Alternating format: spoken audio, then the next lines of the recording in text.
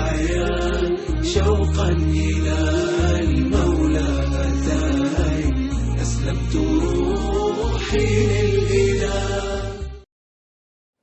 أعوذ بالله من الشيطان الرجيم. بسم الله الرحمن الرحيم. الحمد لله والصلاة والسلام على رسول الله وعلى آله وصحبه ومن والاه. أما بعد. Hürmetli qarindoshlar, biz bugun Sura Al-Imronning 179 oyatiga keldik. Ilgirki oyatlarda biz Uhud urushi haqida, Uhud urushining mu'minlarga ko'rsatgan ta'siri haqida so'zlab kelayotgan. Bugungi darsimiz shu mazmunga munosabatlik oyat. Uhud urushida kutilmagan bir ahvol yuz berdi. Musulmonlar noto'g'ri bir fikr tushunchalarda bo'lib qolgan bir holatda, ya'ni biz musulmon bo'lganligimiz uchun prinsipga tushmayli, biz g'alaba qilamizgo, bizning musulmon bo'lishimiz o'zi yetarliqo deydigan bir xil tushunchaga kelib, Allohning hayotdagi qonuniyatlarini isidan chiqarib qo'ygandek bir hodisa ahvol bor bu yerda. Şu munosabat bilan Allah subhanahu va taolo nurg'un savoqlarni berdi.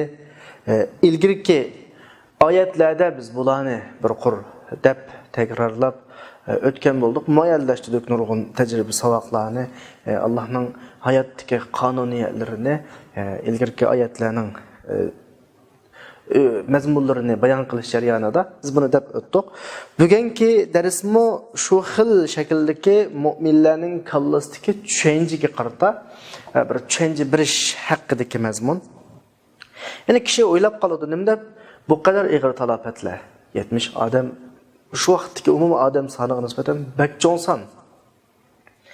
Bir cho'ng mag'lubiyat, masalan, bu shakldagi talofatlar nima uchun yuz berdi degandek bir savol kallamizga keladi. Alloh subhanahu va taolo bu oyatda bunun javobini bu şekilde bizga beradi. Estaizu billah. Ma kana Allahu liyadhara al-mu'minina ala ma antum alayhi hatta yamiza al-khabisa min at-tayyib. Wa ma kana Allahu liyutli'akum ala al-ghayb, walakin Allah yajtabi min rusulihi man yasha. Fa'aminu billahi wa rusulihi wa in tu'minu wa tattaqu falakum ajrun 'azim. Bu bizlige nispeten Uhud urushida shunday ahvollar yuz berdi. Shu vaqtda bu oyat musulmonlarning qilisiga kelgan shu savollarga javob berdi. Ularga qonuniyatni bildirgan bo'lsa, har zaman mu'min jamiyatning, musulmon jamiyatning boshiga o qadar ishlar kelishi mumkin. Va shu jamiyatdagi kishilar shuni o'ylab qilish mumkin. Biz bir mu'min jamiyat bo'lsak, musulmon jamiyat bo'lsak, biz Robbim Alloh deganlik uchun bu qadar talofatlarga nima uchun uchraymiz deydigan bir savollar kelishi mumkin. Alloh bunga mono oyatda bunday javob berdi. Alloh mu'minlarni o'z payda tashlab qo'ymaydi unda. Bir jamiyat musulmonlashib, mu'minlashib bir taraqqiy qilayotgan bir bosqichlidu. Ya'ni hamma odam dinga qiziqayotgan, musulmon va g'ayrimusulmon ayrilmayotgan. Ya'ni hisobda shamol shu musulmonlarning tarbiyaga chiqayotgan vaqtda hamma odam musulmon qiyofatga kirib oladigan bir holat bo'ladi. Alloh buni bu shaklda tashlab qo'ymaydi. Cho'qim najarni yaxshidan ayiradi. Bu bir qonuniyat. Ikkinchi qonuniyat, Alloh sizlarni asla g'aybga xabardor qilmaydi. G'aybga xabardor qilsa, hayotimiz, turmushimiz buzilgan bo'ladi. Ammo Alloh o'zining payg'ambarlarining ichidan xohlaganini tanlab g'aybni uningga qanday qilib bildiradi. Shu payg'ambarning qalbiga bir xil taskinlik, ishonch tag'imo kuchlantirish uchun. Andagandan bu yerdagi masala Allohning sinoq masalasi, safni saplashtirish masalasi, jamiyatni saplashtirish masalasi o'g'achqa buni bak cho'ngab ketmanglar. Bu yerdagi eng muhim sizlar qilmoqchi bo'lgan ish, ya'ni qilishga tegishli ish nima desa, fa'aminu billahi va rasulihi. Allohning rasuliga aytgan bir iymoninglarga, shu iymoninglarni uzluksiz davom qilinglar. Bu yolda uzluksuz çıng turunglar, ahirgacha sabit turunglar. Agar sizlar in tu'minu haqiqa Allohning rasuliga iymon etib va shuningda ahirgacha mustahkam tursanglar va tattaqu Allah çekilgen işlerden neri tutsanglar ve üzerlerine hatalar uçup kalıştığını saklasanglar, Allah'tan korksanglar, felekum ecrun, Allah'ın sizlerine büyük ecr vardır. Allah subhanahu ve teala bizge ayette 3 asasi prensipini qanak qılıdı, bayan qılıdı. Ayetinin başlanışındaki kullanılan uslup, ma kanallahu degan uslup, meyli bu ayette kelsin, yoki başka ayette kelsin, bunda bo'lmaydi degan ma'noni ifodalaydi. Ya'ni ish unda emas demakchi. Har zaman qonuniyat bu shaklda demakchi. Masalan, bir jamiyatda u qadar bir qizg'inlik shakllanib qoladi ba'zi. Ya'ni musulmonlarningki ishi o'ng'i tatib qoladi deyli, taxminliqroq qilib. Atrofdagilarning hammasi mushuning bahonesida hammadan yaxshidan bo'lib ketadi. Chunki yaxshi odamlarning bozori chiqadi. Qarab kimning haqiqiy yaxshi, kimning haqiqiy yaxshi emas, balki yaxshilar to'niga o'rinib olgan kishilar ekanligini ayirg'ilolmaydigan bir holat shakllanadi. Agar vaziyat bu shaklda davom qilsa, bu jamiyatning taraqqiy qilishidan va yo'lni oxirigacha davom qilishidan, qilishidan yoki aslomat yo'q. Cho'qim sap eni qilish kerak. Yaxshilar petdi. Yaxshi emaslar bu sapdan qanday qilish kerak? Ayrilish kerak. Ya'ni kimga haqiqiy ishonch qilamiz, kimga ish topshiramiz, buni bilishimiz kerak. Chunki kishilar eg'izida o'zini o qadar go'zal ko'rsatadiki, u insonlarni amaliy sinoq bilan, amaliy imtihon bilan ayirmasang, gapiga qarab turib asla qanday qilolmaydi, ayrig'ilolmaydi. Ya'ni taxmin qilsak, bir u jamiyatda munofiq ko'payib ketadi. Munofiqlar o'zini musulmonlarning qatoridan sap oldirdi. Musulmonlar shaklda ko'rsatdi o'zini. Biz kim munofiq, kim haqiqiy mu'min ayiramaydigan bir holatga yetamiz. Ma holatda ish olmaydi. Shuningdek, Alloh subhanahu va taoloninki bu nuqtadagi qonuniyati biz avval bir gapni davoldik ya, bu bir insoniy tashkilot, insoniy jamoat, insoniy bir jamiyat emas. Ve bu şekilde kurulgan devlet insani devlet olmaydı. İnsanlar olarak belki ilahi yol oldu bu. Bu cemaat ilahi cemaat oldu. Yani Rabbani yolunun temsilcisi olan bir cemaat oldu. Ondan bu Allah iradı qilgandek bo'lish kerak ki munofiqlar mu'minlar için ayrılıp chiqarilish kerak. Saf mu'minlardan tashkil etish kerak. Bunun uchun ma şekilde büyük bir hadise bilan haqiqiy iymonni ching turalaydigan Allah bilan ichiga so'qinib kirib olgan munofiqlar ayriladigan bir kirsiz hodisa bilan bu sapni pokizlamiz olmaydi. Shuning bilan natija qonuniyat nima bo'ladi desanglar, Sura Ra'dning 17-oyat deyilgandek, fa ammazzabadu fayazhafu jufaan va amma ma yanfa'un nas fayamkutu fil ard. Allohning qonuniyati buki axlatlar masalan mazmuni haqiqiy sab bo'lmaganlar yo'qaydi. Ayriladi. Ammo haqiqiy manfaatli kishilarga manfaat qiladigan, ma ishga yaraydiganlar qilib qoladi. Mana bu Uhud urushininki, bulishininki asosiy sabablaridan birisi. Shu oyatni nima deydi? Ma kanallohu liyadharal mu'minin degani, qandaqdir Alloh mu'minlarni o munofiqlar arlash, ayrig'ilmagan, hammasi mu'min ko'rinib olgan, hammasi bir sapda bu şekilde tashlab qo'ymaydi demakchi. Agar Allah mu'minlarga buni oydinlashtirmay, o'zining rasuliga munofiqlarning masalasini qanday qilsa bildirsa. Payg'ambar alayhisolamga aranglardagi av munofiq ishga yaramaydi desa, Rasululloh buni mu'minlarga aramizdagi falan pukun munofiq deb xabar qilsa, amaliy bir sinoq, amaliy imtihon o'tmasdan bu bir taraflama o'rturg'a qo'yish bo'ladi. Gerçi mu'minlar bo'lish sifati bilan Rasulullahning gapiga tam to'liq 100% ishonsimi, ammo o'rtaliqda munofiqlar foydalanadigan bir atmosfera, havo shakllanishi mumkin. Amaliy o'z ko'zi bilan ko'rgandek bo'lmaydi. Shunga Alloh subhanahu va taolo o'zining rasulining tili bilan emas, amaliy mu'minlar o'z ko'zi bilan ko'rib ayriyalaydigan bir holatning o'rtaga chiqish uchun Uhud voqeasini o'rtaga olib chiqdi. Uhud ajoyib bir amaliy tajriba maydoni. Jajinglikni ayraydigan bir uskunda deb qarasak bo'ladi Uhudni. Uhuddan o'tganlar jang, ya'ni qaysi saxta, qaysi haqiqiy ayrılıb chiqdi bu yerdan. Munofiqi munofiq bo'ladi, mu'mini mu'min bo'ladi. Bu vaqtida qandaqdir birovlari o'zining qarshi tarafidagi raqibini yengish uchun atgan tuhmat olmaydi. Yana birlariga chaplagan qarolmaydi, amaliy ayriladi. Agar ma şekilde ayrılmay, palandı çatakva, fukundu çatakva, fukunun arka görünüşü çatak değilse, mesela bugünkü cemiyetimizde okşaş, bugünkü cemiyetimizde kişilerin aşağı şekilde eyiplenmediği kişiler. Bunun da bu mesele bir şahsi meseleye ayrılıp kalışı mümkün. Rakibini yoxtudığan bir meseleye ayrılıp kalışı mümkün. Veya ki bunun paydalanıp münafıklar ortada bir terviniş payda kılışı mümkün, mokumsuzluk payda kılışı mümkün. Çünkü Münafıqlarning alohidligi nima desanglar? Rasulullohning vaqtida safning birinchi qatori munofiqlar oladi. Chunki munofiq o'zining munofiqligini yushirish. Mu'minlar oldingi safga intilgandan keyin o'zini shu shaklda yo'g'makchi bo'ladi. Bugungi kunda shu. Din uchun, millat uchun, vatan uchun xizmat qiladigan haqiqiy o't yurak, jon yuraklar qilayotgan ishlarning ichiga şu şekilde sokunup kirib oladi munofiqlar. Çünkü ortadaki hammadan qilayotgan yoki hammadan ko'z oldida qilayotgan bedel ketmaydigan ishlar bilan yaxshi va yomon odamni ayirg'ila olmaydi. Haqiqiy va saxta mu'minni ayirg'ila olmaydi. Mu'minni va munofiqni ayirg'ila bo'lmaydi. Amaliy maydon kerak. Can ketadigan meydan kerak, mal ketadigan meydan kerak, bedel to'laydigan meydan kerak. Shunda meydonda andan keyin haqiqiy mu'min bilan munofiq ayriladi.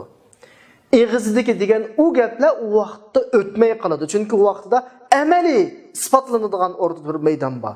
Mushu isbotlanadigan meydondan haqiqiy iymonni boshqasi o'tolmaydi. Bo'lmasa Allohga azanti.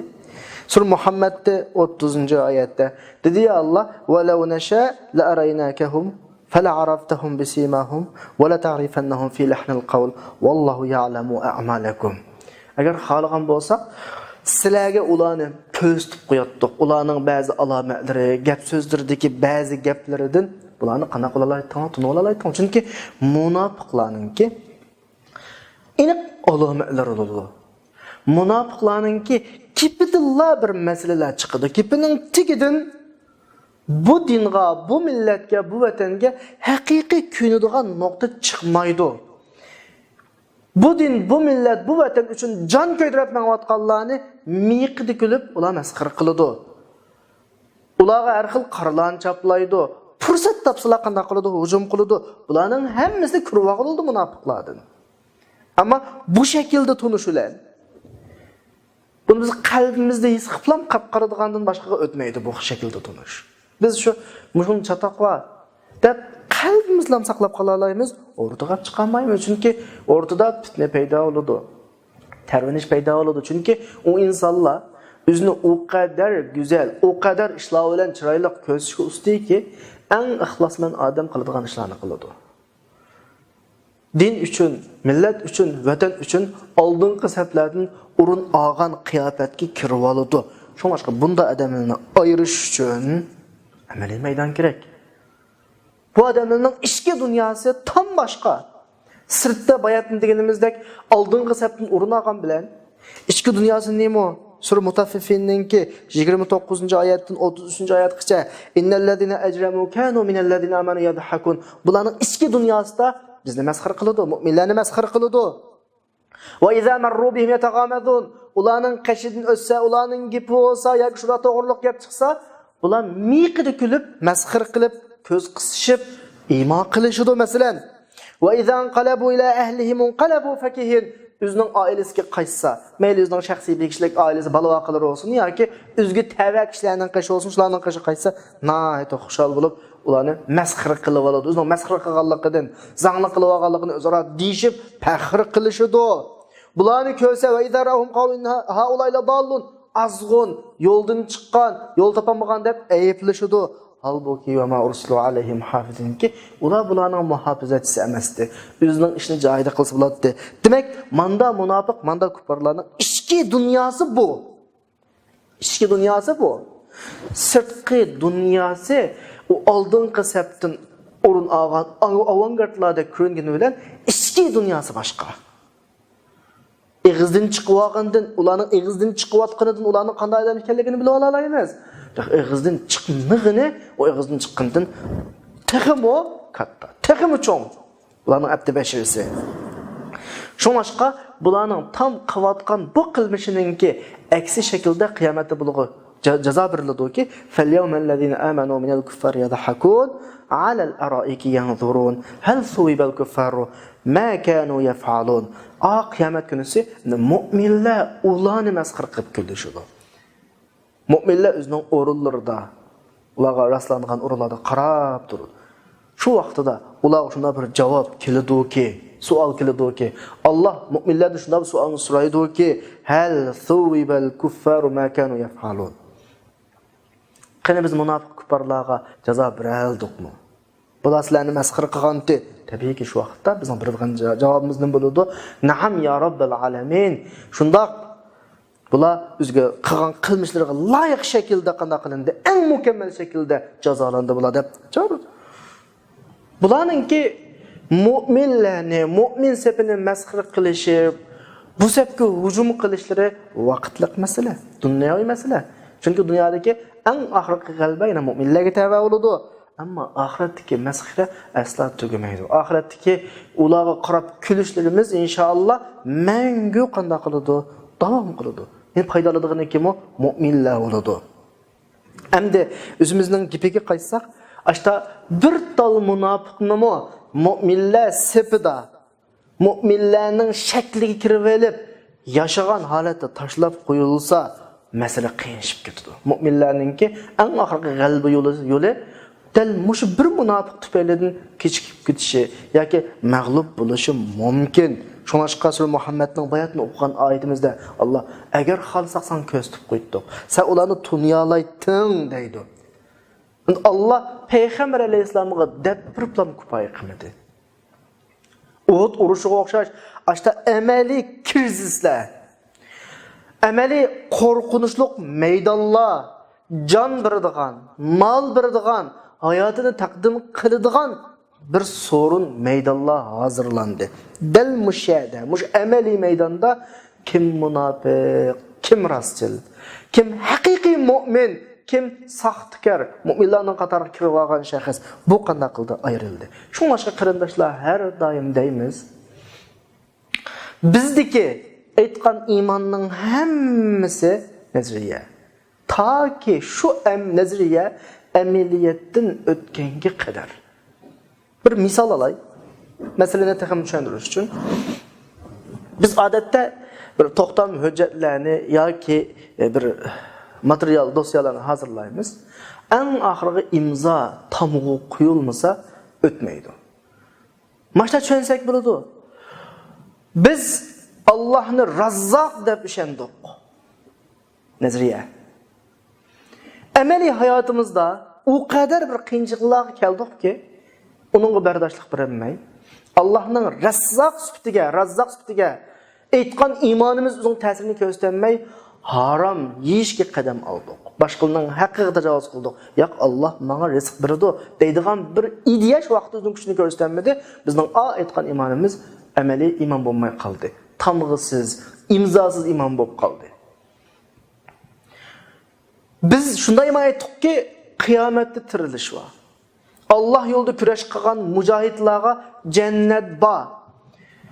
O'lish emas, ikkinchi bir hayotga o'tadigan bir eshik. Bu bir nazariya. Ashta bir jang maydonlari keldi. Din uchun, millat uchun, vatan uchun qurbonlik beradigan keldi. Canimizga qiyamadik, malimizga qiyamadik, amaliy sinoqdan o'tamadik. Bizning yozgan hujjatimiz quruq bitib qoldi, imzosiz tamosib qoldi, o'tmaydi. Dindagi bütün ishlar mana shunga o'xshaydi qarindoshlar. Har bir eg'izimizdan chiqqan iymonga oid, o'zimizning musulmonligiga oid so'zlarimizning hammasi tamg'isiz, imzosiz hujjatga o'xshaydi. Hayotimizda uningga tamg'i qo'yadigan, imzo qo'yadigan bir vaqtlar keladi. Bir amaliy so'rinlar keladi. Ashshardan o'tamasak, a so'z amaliy kuchga ega so'z bo'lmay qoladi. Imzo tamg'isiz so'z bo'lib qoladi. Hayot to'kurimiz hayotining ko'p qismini mushu da'vo bilan o'tkazadi. O kadar güzel ko'rinadi, o kadar güzel so'zlaydi. O kadar yani bu yo'lninki, yani iymon, islom va shuning talab qilgan da'vo yo'llariningki avangardlaridan ko'rinib, hayotning oxirgi vaqtida teyilib ketgan nurg'un insonlarni ko'ramiz. Alloh hammamizni saqlasin bunday qilishdan. Ya'ni bu amaliy imtihon maydonida o'tamagan bir ahvol hisoblanadi. Yani bugungi darsimizda Alloh subhanahu va taolo bizga nimani eskartmoqchi desanglar, biz mangan bu yo'l amaliy yo'l. Bu yo'lda quruq gap bilan, eg'izdagi da'vo bilan, haqiqiy mu'min bilan saxtsi arilishib turib, haq bu sabtdan munofiqlarni farqlantirmay turib davomlashadigan yo'l emas. Shu bu yo'lda mutlaqo bir amaliy tajriba bor. Çoğun olsun, küçük olsun aldığımızda bir ameliy tecrübe keledi. Biz muşu ameliy tecrübe sınaqdan ötəligen vaqtimizda andakin bizning kimligimiz, qandaqlığımız aydın oludu. Allah her gün bu yolni, bu sepni ayırmay taşlap qo'ymaydi. Oyatning bizga bil demoqchi bo'lgan negizlik asosiy mazmuni shu. Shunga oyatning 5-iga qarasanglar, ma kanallohu ليذر المؤمنين على ما أنتم عليه حتى يميز الخبيث من الطيب degan şekilde bizga bu dinninki, bu mangan yolumuzninki prinsipini bizga qanday qilyotdi, bayon qilib beryotdi. Bu oyatning birinchi mazmuni. Ikkinchi mazmuni va ma kana Allohu o'xshash oldingi ma kana Allohu liyadhar al-mu'minin o'xshashmaydi. Va ma kana Allohu liyutli'akum degan şekilde o'xshash shakldan boshlandi. Ya'ni bu ikkinchi prinsip. Alloh sizni g'aybga qanday xabardor qilmaydi. Bu bir qonuniyat. Inson ba'zi turib umid qilib qoladi. G'aybni bilsak, oramizdagi munofiqni bilsak, kimning haqiqiy, kimning saxtligini bilsak, uni bilsak, buni bilsak, qanchalik yashaydiganligimni bilsam, masalan, ati qanday bo'lganligimni bilsam, hayotimning ahvolini qanday bak andish qilamiz. Bularni bir tarafdan bilgimiz keladi. Lekin hayotning qonuniyati shuki, Alloh buni bildirmaydi. Hamma amaliy ko'z oldimizga kelganini bilamiz. Munofiqlar amaliy tajribadan ariladi. Undan g'ayb nuqtasini qanaqlamaymiz biz, bilmaymiz uni. Ammo Alloh o'zining payg'ambarlarining ichidan xalqalarini tanlab, ular buni xabardor qiladi. Nimishqa shenisi olsun, ularga tasalli olsun. Ma şekilde Allah'ın peygamberlerden, müminlerden vaz ketmeydiğanlığı qo'ygan ishonchisi olsun uchun. Ammo Allohning bizga g'aybni aytib bermagani, alhamdulillah, Allohning bizga bergan buyuk bir nimasi, ne'mati, katta ne'mati. Agar bizga g'aybni aytib bergan bo'lsa, hayotdagi nurg'un ishlar o'ngtay bo'lib ketadi, buzilib ketadi qarindoshlar. Masalan, mening shaxsiy hayotimning menga aytib bersa masalan g'aybini. 20 yil qattiq paravan rahat yaşaydı ekanman. Mesela 20 yıldan keyin bir vaqa, krizis, bir musibat keladi ekan menga. Mushu ahvoldan men xabar topsam, mening 20 yillik oldimdagi rahat, farog'at, huzurimninki 21-yilisi yoki 20 yildan keyin yuz beradigan bir musibatlar hech ta'mi qolmaydi. Men 20 yillik rahat, farog'at, huzurni o'ylamayman. 21-yilisi keladigan musibatni o'ylayman. Demak, hayot buziladi degan gap bu. Rizqimning qanday bo'lganligi o'xshash masala. Ömrüm, necha yil ömr ko'rganligim o'xshash masala. Agar bu menga oshkorlansa, va haqiqatan mening hayotim kabusga to'shidamdi. Bu shaxsning o'zining hayotiga qarata g'aybga xabar tepib qolsa, bo'ladigan xafalar. Kishilarning o'qib qolishi, masalan, men atrofimdagilarning hayotidan xabar topay deylik. Mutlaqo men boshqalarning xabar topgandan keyin boshqalar meningdan xabar topadi. İnsanlar agar birisi-birisining ashta hayotidan, g'ayb ahvollaridan xabar topsa, İnsan deganning yaxshi tarafı bo'ladi, yomon tarafı bo'ladi. Bir mezgil yomon, undan keyin yaxshilanadigan tarafı bo'ladi. Ojizlik nuqtasi bo'ladi. İnsanlar hammasi bir-birining yaxshi yomon ahvollarini bilsa, hammasi bir-birining ichki dunyosidagi ojizlik nuqtalarini bilsa, hayotda turmush normal davom qilmaydi. Buning o'zi Alloh subhanahu va taoloninki bizga bergan ajoyib katta ne'matlardan birisi. Biz endi bu oyatdan yana bir nuqta tushunadigan nuqtamiz, oyat bizga aniq ishorat qilyapti qarindoshlar. O'zini jinkash, o'zini palchi, rambal, dajjal deb atib olganlar. Men kelgusidan bo'lganligini bilaman. Sizning hayotingiz kelgusida o'ldi ekan, kelgusida bo'ldi ekan, o'chi buchi deganlarning hammasininki tamoman yolg'on ekanligi oyatdan aniq chiqyapti. Chunki oyat kesin shaklda bir prinsipni bayon qildi. Alloh sizlarga g'aybni xabarda qilmaydi. Illaki payg'ambarlaridan tanlagan kishilarga da'vatidi. Demak, hayotning qonuniyatini mo Allah'ın hayatı belgilegen prensiplerini mi? G'aybni asla ve asla qanaqmaydi hech kim bilinmaydi. Şuna aşqa ben siz kelgüsüzde toy qildi ekansiz, o oldu ekansiz, bu oldu ekansiz, sizning balağınız oldu degandek gaplar bilan ahmaq qiladigan palchi, rambal, jinkash manda kishilarga asla ve asla qanday qilmaslik kerak, aldanmaslik kerak.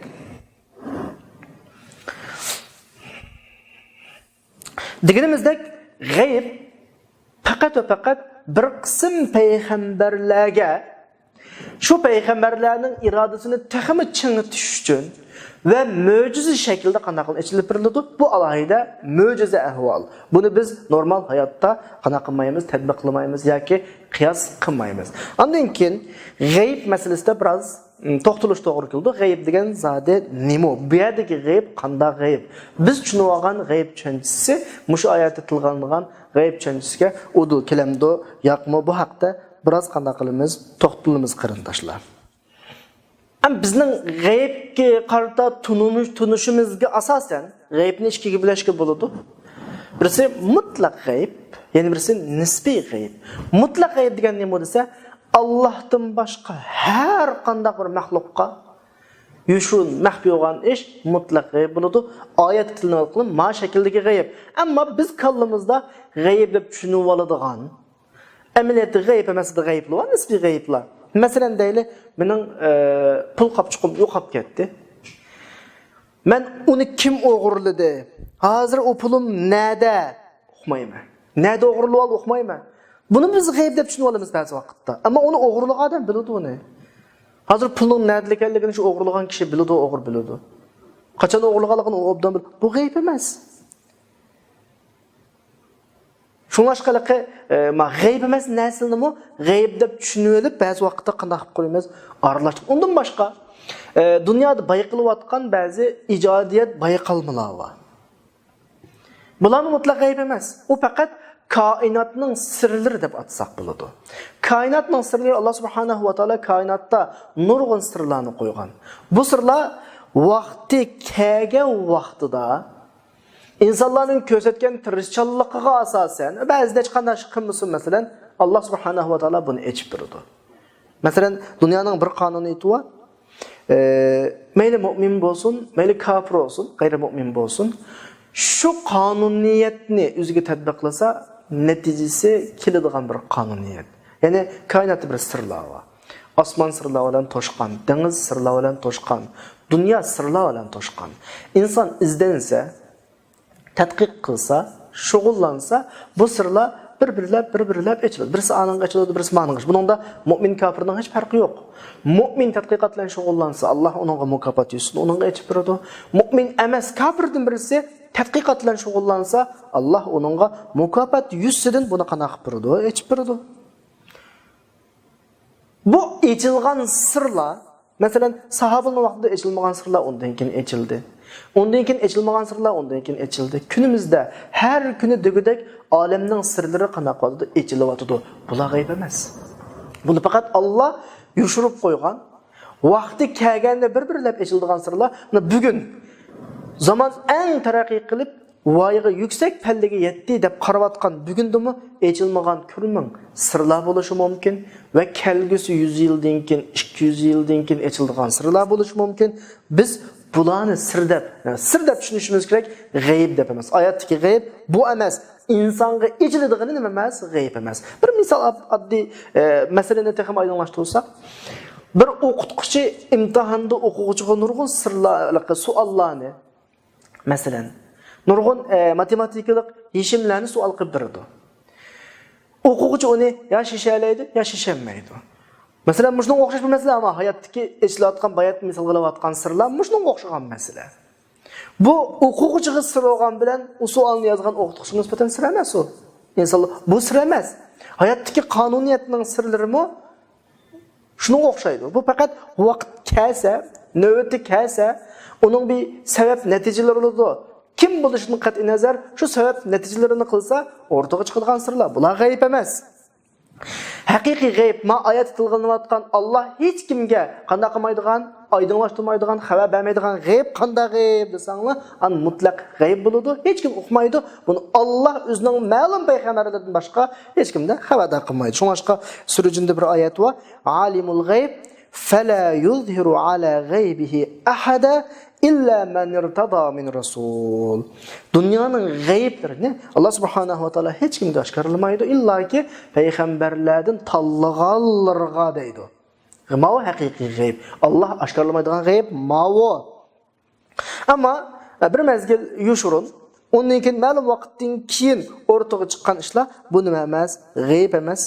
Bu g'ayb emas. Bu faqat Allah echib bergan bir olamning nimasi siri. Bu haqda Sura Baqaraning 255-oyatda tamamlan bilamiz. Sura Ayatul Kursida mush haqda masalan Allohu la ilaha illa huval hayyul qayyum la ta'khudhuhu sinatun wa la nawm lahu ma fis samawati wa ma fil ard man zallazi yashfa'u 'indahu illa bi idhnihi ya'lamu ma bayna aydihim wa ma khalfahum wa la yuhituna bi shay'in min ilmihi illa bima sha'a. Allah'ın ilminden Allah halagan şekilde bilalaydi ular degan mazmundagi bir mazmun bor. Bu mu? Anda Allah hech kim bilmaydigan mutlaq g'aybning qatorida emas, faqat olamning sirlari, olamdagi Allah insonlarga bildirishni halagan vaqtda bildiradigan bilimlarning qatoridan. Bu nima emas bu? G'ayb emas. G'ayb deganimiz nima desa, inson uning soat zamonini qandoqligini asla bilmaydigan ishlar va amaliy. Masalan, qo'saqdagi bola tug'ildi ya, masalan, bu qanchalik umr ko'rdi, buning hayotdagi yashash uslubi qanday bo'ladi, buning ahvoli degandek ahvollari bormi? Masalan, bir o'ylan bugun to'y qildi. Bularning kelgusida qancha bola bo'ladi? Kelgusida qancha o'g'il, qancha qiz farzand ko'rdi masalan? Bolalari kelgusida qaysi kasb bilan shug'ullanadi masalan? Bularning hammasi bugun o'zida nima hisoblanadi, g'ayb hisoblanadi, buni hech kim bilmaydi.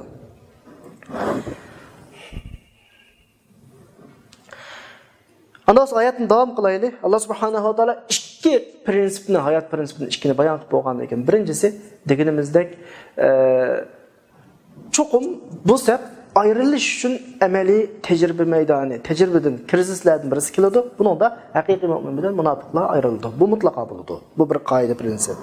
Ikkinchisi dunyodagi g'ayblar qanday qilinmaydi, insonlarga bildirilmaydi. Bu ikkinchi prinsip. Uchinchidan nima deydi Alloh subhanahu va taolo oyatning oxirisida? Fa'aminu billahi va rusulihi va in tu'minu va tattaqu falakum ajrun azim. Unda o'g'andigan ahvol shu. Prinsiplarni ko'rdinglar. Hayotning prinsipi bu. Kelgusini bildiganligini o'qimaysizlar. Oldinglarda ashta bir sinoq amaliy imtihonlar bo'ladi. Silib azroq musibat kelib bo'lguncha Allah bizni tashlayaptimi-ki degan hissiyotga kelmasliklar kerak. Bir millatga azroq musibat kelib bo'lguncha, "Voy biz nima qilibdik-ular?" degan tuyg'u bilan tushkunlashib ketishga bo'lmaydi. Andas qanday qilish kerak? Fa'aminu billahi va rasulihi. Allohning rasuliga yuzaki tarjima qilsam iymon etinglar. Biz buni tushunish to'g'ri qildi qarindoshlar. Xitob mu'minlarga bo'layotgan xitob.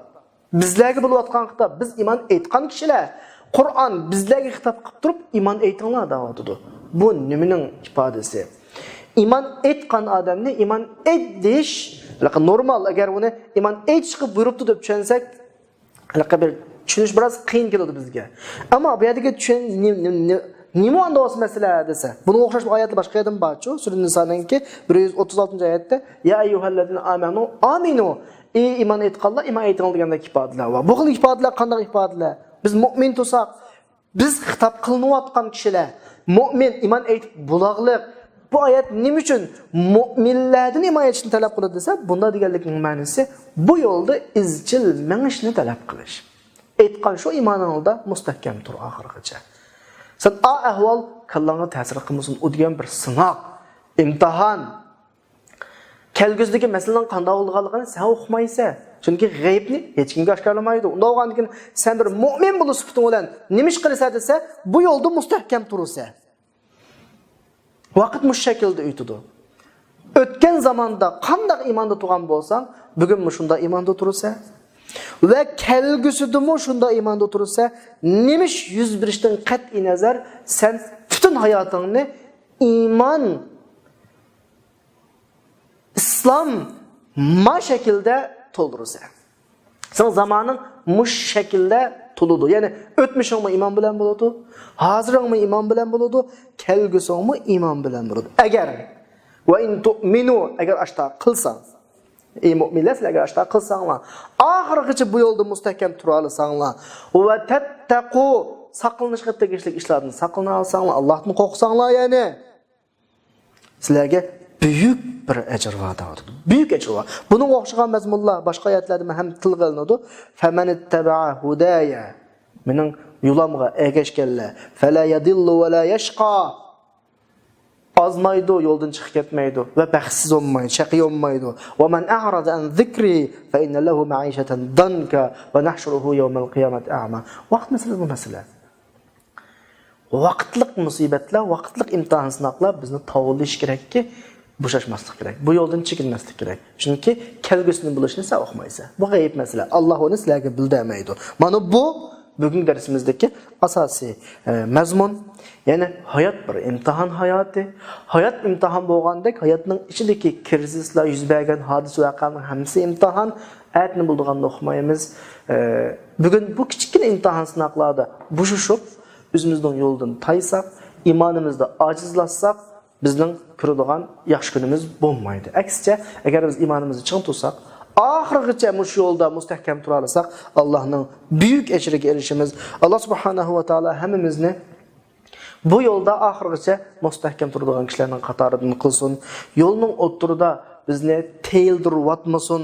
Rabbana la tuzigh qulubana ba'da iz hadaytana va hab lana min ladunka rahma innaka antal wahhab. Bugun vaqt munosabati bilan darsimiz mushada oxirlashdi. Kelasi soatlik darsda kurashguncha hammanglarni Allohga omonat qildim. Va axiru da'vana alhamdulillahi robbil alamin.